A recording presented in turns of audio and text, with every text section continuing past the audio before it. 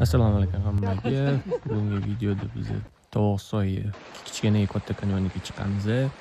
Hozircha kuchimiz ko'p.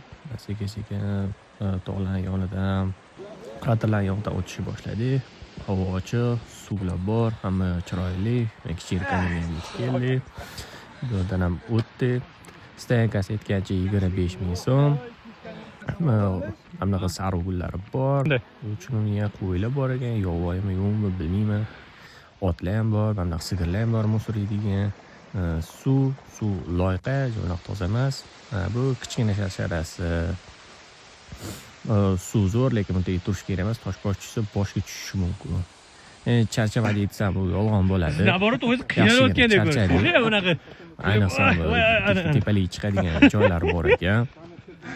Keyin yana qanaqadir har xil gullar bor, menga o'xshagan. Oxiri katta kanyonga yetib keldik. Bu yerdan chiqish уже oson bo'lgani yo'q. Lekin bunaqa manzaralarni ko'rib, charchoqlarimiz esdan chiqib ketdi.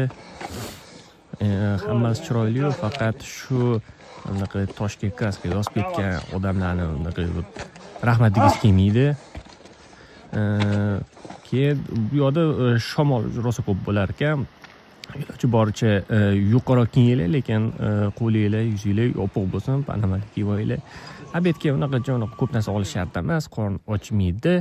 Bundan keyin biz eng tepadagi cho'qqiga chiqishga harakat qildik. Chiqdik ham. Bu yerdan mana shunaqa manzara. Ketayotganinglarda o'zinglar musuriylarni olib ketinglar. Mana bunaqa otlarni ham ko'rsanglar bo'ladi. Qaytayotganimizda bizda yomg'ir yog'ib bordi. Xudoga shukr, oxiri uyga yetib oldik.